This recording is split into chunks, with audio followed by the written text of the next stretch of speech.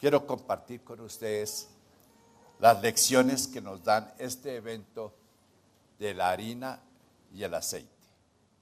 Hay muchas maneras de enseñar. En los tiempos de antes había un dicho que dice, la letra, ¿cómo dice? La letra con sangre entra. No sé si usted pasa por eso, pero la letra con sangre. Entonces quiere decir que el profesor o los maestros o los padres ahí tenían una varita y ayudaban al aprendizaje. También se habla de la enseñanza interactiva, en que todos participan, discuten, argumentan y sacan una enseñanza. Pero también se habla, y es lo que más se presenta en la Biblia, la enseñanza objetiva, que utiliza los elementos alrededor para lograr los objetivos que quiere que aprendamos. Jesús usó mucho este método objetivo. Por ejemplo, él usó el pan. Y en esa repartición del pan donde se alimentaron, y el Señor hizo una declaración, yo soy el pan de vida. Después, cuando se encontró con esta mujer samaritana ahí al borde del poste, le dijo, el que bebiere del agua que yo le daré, no tendrá sed jamás. Es decir, Él es el agua de vida. Soy el pan de vida, soy el agua de vida. Y en su enseñanza dice, el que escucha mi palabra y la pone por práctica, lo comparo al hombre sabio y prudente que edifica su casa sobre la roca. Y vinieron las lluvias, los vientos, y la casa permaneció estable. Pero dijo, pero también el necio, el que no escucha mi palabra, es como el hombre que construye su casa al lado del río. Y cuando vienen las tempestades, el río crece, la ruina de esa casa es grande. En el pasaje que leímos, el Señor utiliza dos elementos para enseñarnos la lección de hoy: la harina y el aceite. Y nos va a enseñar tres verdades.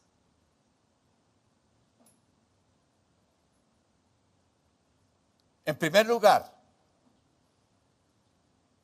este pasaje nos enseña la gran verdad. ¿Quién es el Dios en quien confiamos? ¿Quién es el Dios en quien confiamos? Esa es la primera verdad. En otras palabras, el cuidado que Dios tiene de nosotros. Su profeta Elías estaba pasando por un tiempo de lucha espiritual. Había declarado la sequía y la hambruna, y Elías estaba necesitado. Pero Dios no lo dejó solo. Dios no lo abandonó. Mandó los cuervos, dice, mandó los cuervos que le traían comida, por la mañana y por la tarde. Yo no sé de dónde sacaban los cuervos, pero usted sabe que los cuervos es lo que se llaman los buitres o los chulos. Ellos llegaban todos los días y le traían lo suficiente para comer. Le traían pan por la mañana y carne por la tarde, y bebía el agua del arroyo. Dios cuidó de este hombre. Y luego lo manda a ir a donde una viuda con su hijo. Dice, le he dado orden a una viuda que te sustente. Una viuda que segura. Y yo creo que Elías se sorprendió. ¿Cómo así que una viuda? ¿Qué va a tener ella en su casa? Pero dijo el Señor, le he dado orden a una viuda que te sustente. Es que ahí el Señor le recuerda una verdad gloriosa. Que Dios es el Dios de las viudas y de los huérfanos. Que a pesar de toda la tragedia que estaba viviendo ese país, Dios estaba cuidando de una mujer necesitada y de su hijo. Y ahora le dice, vaya usted donde ella. El amor de Dios no solamente es colectivo. Podemos decir, aquí Dios nos ama y cantamos himnos y canciones en que proclamamos que Dios nos ama, proclamamos el gran amor de Dios. Pero lo glorioso y lo maravilloso es que el amor de Dios es individual.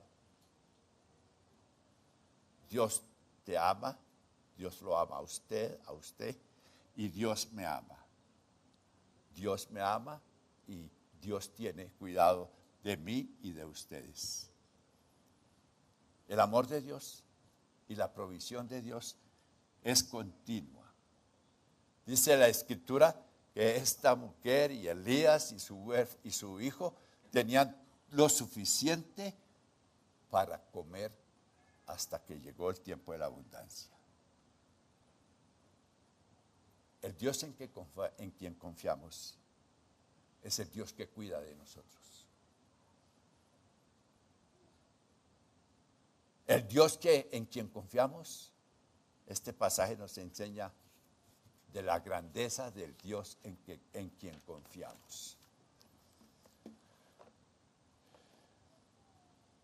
Dios estaba por encima de la sequía porque era un Dios grande, sencillamente porque Él es el creador de los cielos y la tierra.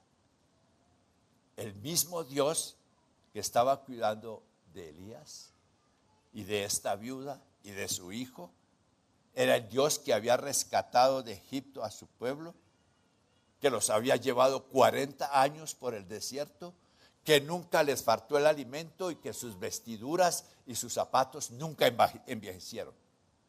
Ese es el Dios de Elías, pero también es el Dios nuestro. Ahora Dios estaba cuidando a Elías en el arroyo, hasta que el arroyo se secó. Pero Dios a Dios no se le habían agotado sus recursos. Dios siguió cuidando. Entonces, Elías aprendió quién era el Dios que lo estaba cuidando, quién era el Dios en quien estaba confiando. Y es algo que nosotros, al experimentar la intervención de Dios, el cuidado de cada día, podemos saber quién es el Dios que nos bendice, quién es el Dios que nos cuida. Pero también Elías se dio cuenta que Dios es un Dios generoso. Generoso. Dice, la harina, le dice el Señor, la harina no escaseará, ni el aceite de la vasija disminuirá hasta el día en que Jehová haga llover. Cada día esa mujer tenía lo suficiente para alimentarse ella, su hijo y al profeta. Dios estaba cuidando de ellos. Esa generosidad de Dios es gratuita. Nosotros no tenemos que prometerle, no tenemos que hacer negocios con Él. Sencillamente es que el Señor es generoso y la generosidad es gratuita. También la generosidad del Señor no fue restringida por la mujer. La mujer solamente tenía un poquito de harina y de aceite. Pero eso que ella puso en las manos del Señor fue suficiente y Dios mostró su gracia y su misericordia por mucho tiempo. Pasaron los tiempos y ellos estuvieron siempre bajo el cuidado de Dios. En una ocasión, había la necesidad, estaban en la reunión y los discípulos pensaron, Él está hablando así porque no trajimos pan. Pero ¿sabe qué? Una cosa ha dicho el Señor, yo soy el pan de vida. Y es que Dios, el Señor, no se muestra solamente generoso, también es inmutable, que Dios no cambia. Dice la palabra de Dios aquí, pasados muchos días, y cada día la viuda tenía harina y aceite. Ningún día le dijo al profeta, ya no hay comida, porque Dios no había cambiado. Para Israel fueron 40 años en el desierto, y Dios nunca les falló. Dios siempre estuvo dándoles el alimento, y dice la palabra, como dije, sus vestidos y sus ropas y sus zapatos no se envejecieron, porque Dios no ha cambiado. Ahora, esa es una buena razón, una buena noticia para nosotros, que Dios es generoso, pero también que Dios es inmutable, que el Dios que nos cuidó hace 30 o 40 años es el mismo Dios que seguirá haciéndolo por las edades futuras. A veces me pongo a pensar en las generaciones que vienen tras de nosotros, los nietos y eso, y me trato de preocupar un poquito. Pero vuelvo y razono, ¿y qué ha hecho Dios por mí? ¿Qué es lo que Dios ha hecho por mí? Dios siempre ha sido fiel. Dios siempre ha sido fiel. Recuerdo mi primer viaje misionero. En esa época yo tenía creo que 18 años. Y era un viaje que me llevaría desde Bogotá hasta Mitú, pero por el llano y por la selva y por los ríos. Cuando salí de Bogotá tenía 80 pesos. Recuerdo muy bien esos 80 pesos. El camión que me llevaba de Santa Rita de Villavicencio a Santa Rita en el Bichada, 3 días en el camión, habría que pagarle 40 pesos. Entonces de ahí en adelante tendría otros 40. Bueno, pasaron 6 meses, llegó el tiempo de yo regresar a Bogotá para seguir en el Instituto Bíblico y tenía que emprender mi viaje a Mitú. Cuando llegué a Mitú, tenía suficiente para pagar el pasaje de avión. Y cuando llegué a Bogotá tenía 80 pesos, con los mismos 80 que iba a salir. La fidelidad de Dios, la inmutabilidad de Dios. Entonces, eso nos ayuda a confiar en el futuro, a confiar en lo que Dios hará, no solamente por nosotros, por lo que Dios hace, sino por lo que hará a favor de nuestras generaciones, los que vienen tras de nosotros. Las universidades son caras, los colegios son caros. Y me pongo a pensar, bueno, ¿y estos nietos cómo van a ser? No, Dios va a cuidar de ellos, Dios va a proveer. Recuerdo cuando Juan Alan iba a entrar, aprovecho que no está aquí. Cuando Juan Alan iba a entrar, terminó su bachillerato, iba a entrar a la universidad. Y Rosemary y yo pensamos, bueno, que se presente a la Nacional. Nacional es una buena universidad. Un día salía yo para el trabajo y Juan Alan salió conmigo. ¿Qué va a hacer? Dijo, no, voy a presentarme a la universidad. ¿Cuál universidad? Dijo, al Rosario. Dije, ¿al Rosario? Dijo, sí, yo quiero estudiar en el Rosario. Dije, bueno, lo hablamos con los médicos, dejémoslo a ver. Como a los 2 días, Juan Alan me empieza a hablar otra vez. Bueno, papá, necesito pagar el semestre. ¿Cómo así? Yo sí. ¿Cuánto? 150,000 pesos en esa época. 150,000. Pero tiene que esperar a que salgan los resultados. ¿Cómo es que se...? Dijo, no señor, ya me van a matricular. ¿Cómo? Dijo, En mi entrevista conté que ustedes han vivido entre la selva, que han hablado entre los indígenas, que hablan el idioma. Y el rector, el de la entrevista, me siguió preguntando y al terminar me dijo, aquí está la orden de matrícula.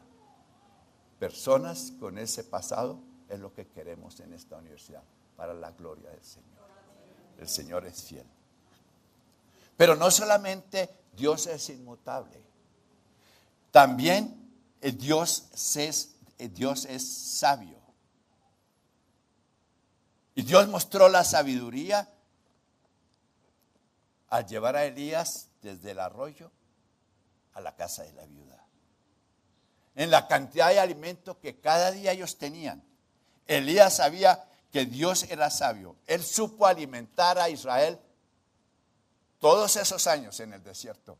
Y Elías y esta mujer con su hijo llegaron a la conclusión: el Dios que hizo esas maravillas también las hará por nosotros. Y siguieron confiando en el Señor. Cualquiera que sea la circunstancia de la vida, Dios manifiesta su personalidad. Debemos estar atentos para que seamos conscientes de la grandeza de Dios. Eso es parte de la personalidad. Dios es grande, más grande que todos. Que Dios es generoso. Él da sin medida, Él no pone límites. Dios es generoso. También debemos tener en cuenta que nuestro Dios es un Dios inmutable. Y podemos decir también que en la sabiduría de Dios podemos depender de Él, porque sabemos que Él siempre hará lo mejor para nosotros. ¿Cuántos de ustedes creen que Dios siempre hará lo mejor para ustedes? ¿Cuántos de ustedes creen que Dios ha hecho lo mejor para ustedes? Sí. Y a medida que pasan los años, uno se va dando cuenta, Dios ha sido bueno, Dios ha hecho lo mejor. En segundo lugar, este pasaje nos enseña que Dios convirtió la provisión en una prueba. Para Elías era una prueba. Ya estaba acostumbrado.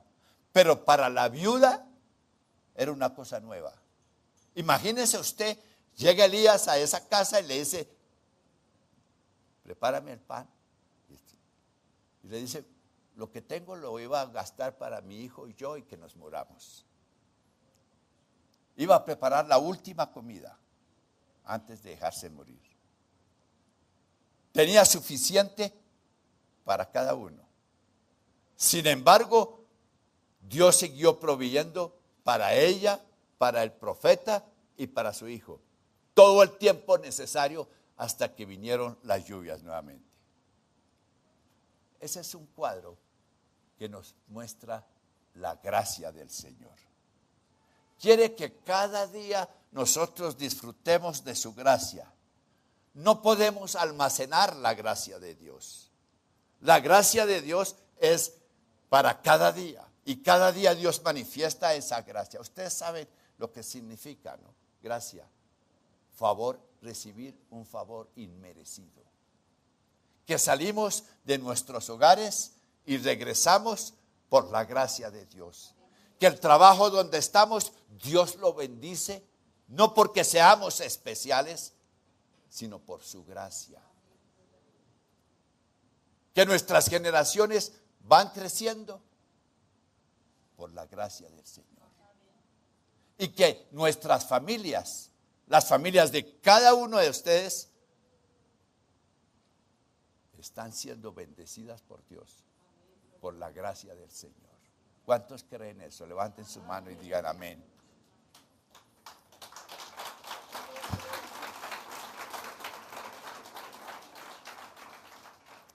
En tercer lugar, este pasaje nos enseña lo que debemos saber acerca de las cosas temporales. Eso nos enseña que nuestra provisión viene de Él. ¿De dónde vinieron los cuervos? No sabemos. Pero dice la Escritura que Dios mandó los cuervos para que le llevaran el alimento al profeta. ¿De dónde vino la harina y el trigo? Un poquito nomás. Pero suficiente para Dios mostrar. Había mostrado su gracia con esa mujer, viuda, con un hijo que alimentar. Dios mostró esa gracia con ella. A veces atribuimos a los asuntos importantes de nuestra vida algunas causas, pero tenemos que recordar que la fuente principal de toda nuestra bendición es que viene de Dios. Dios es bueno. Hace una semana o 2 semanas, hace un tiempo fue, estaba yo en la oficina y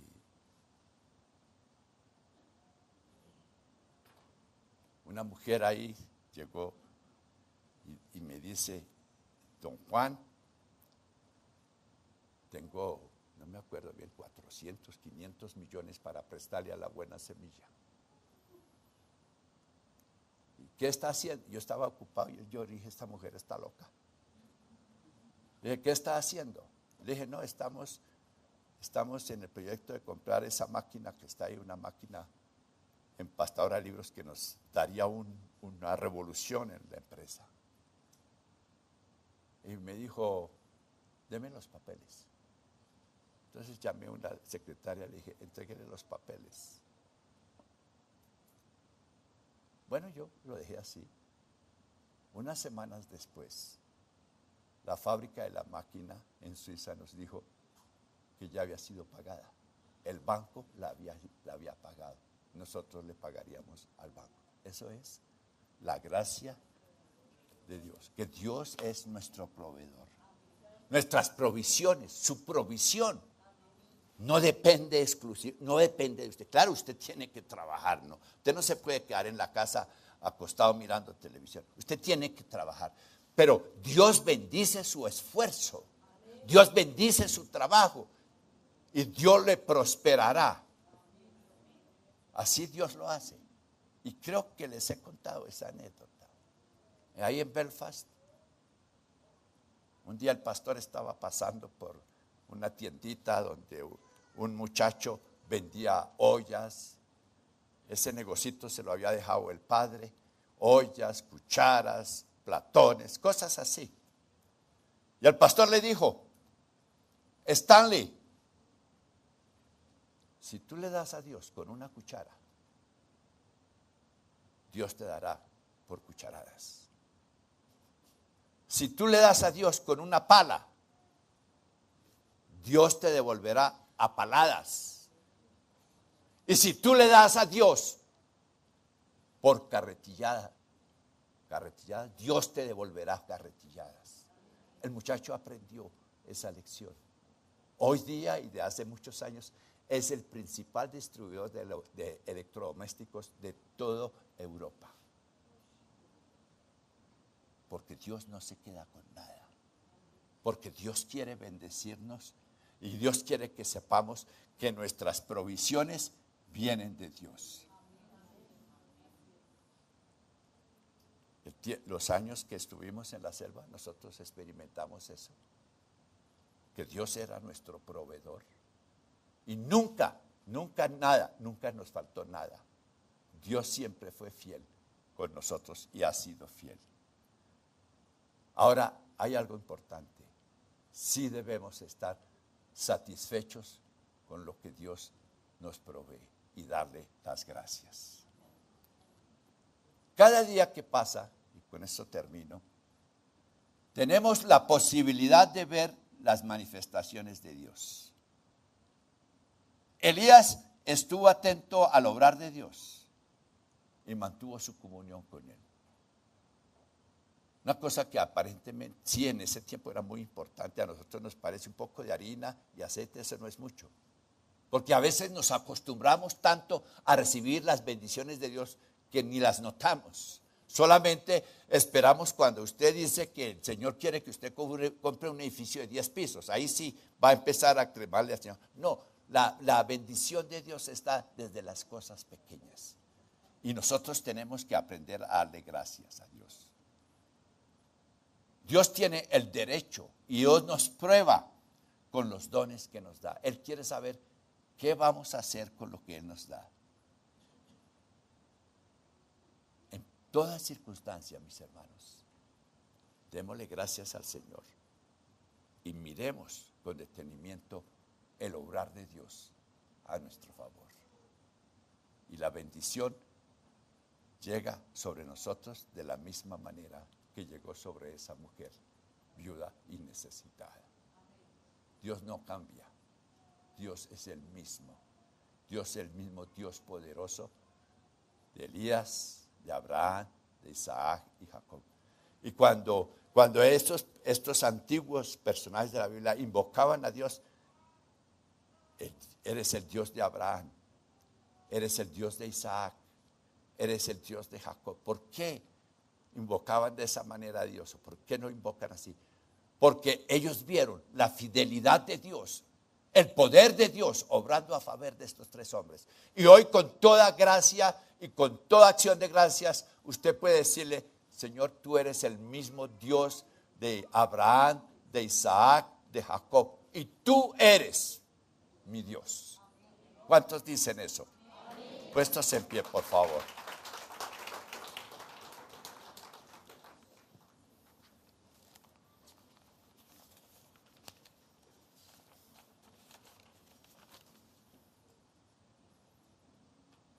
Dígale al Señor, incline su cabeza y dígale al Señor: tú eres el Dios en quien yo confío.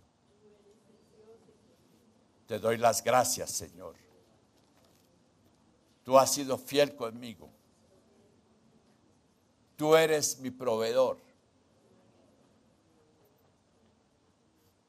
Y también, Señor, las cosas temporales, de esas tú tomas cuidado. Te doy las gracias en el nombre de Jesús. Amén.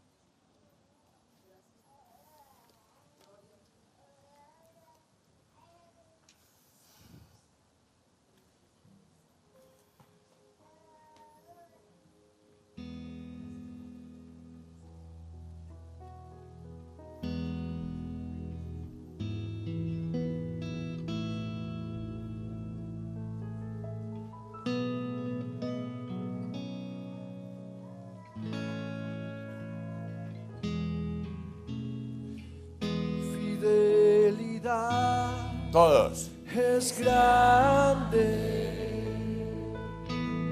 tu fidelidad, incomparable.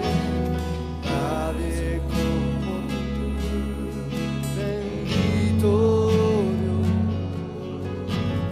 Grande es su fidelidad. Fidelidad es grande, fidelidad incomparable. Nadie es como tú, bendito Dios. Grande es su fidelidad,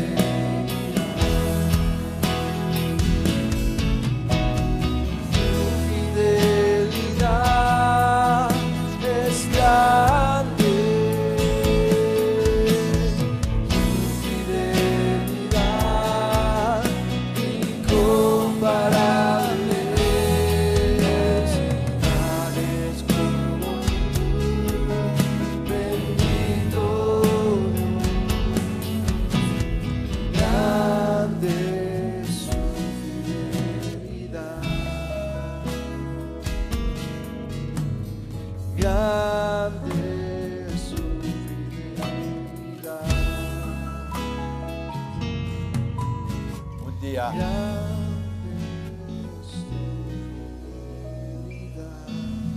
día estábamos en nuestra casa y en Dolina. Llegaron, yo creo que eran unos 6 hombres de las FARC. Bueno, Rosemary amablemente les ofreció tinto y pues yo los notaba como inquietos a los hombres. Por fin, después de como 2 horas, se fueron. 2 semanas después yo escuché la verdad. Ellos tenían una comunicación por radio con sus jefes que estaban en el Alto Iñirida. Dijeron, ¿por qué no lo trajeron al hombre? Refiriéndose a mí. Y el comandante de ellos que había estado dijo, es que había mucha gente. ¿Qué va, Antonina? Habíamos 10, 15 personas, pero ellos vieron mucha gente. Yo siempre digo, la fidelidad de Dios, de su protección y su gracia para cada uno de nosotros. Dígale, gracias Señor, eres fiel, has sido maravilloso conmigo y con mi familia, y lo seguirás siendo con mis descendientes, en el nombre de Jesús, amén. Que el Señor les bendiga, mis hermanos.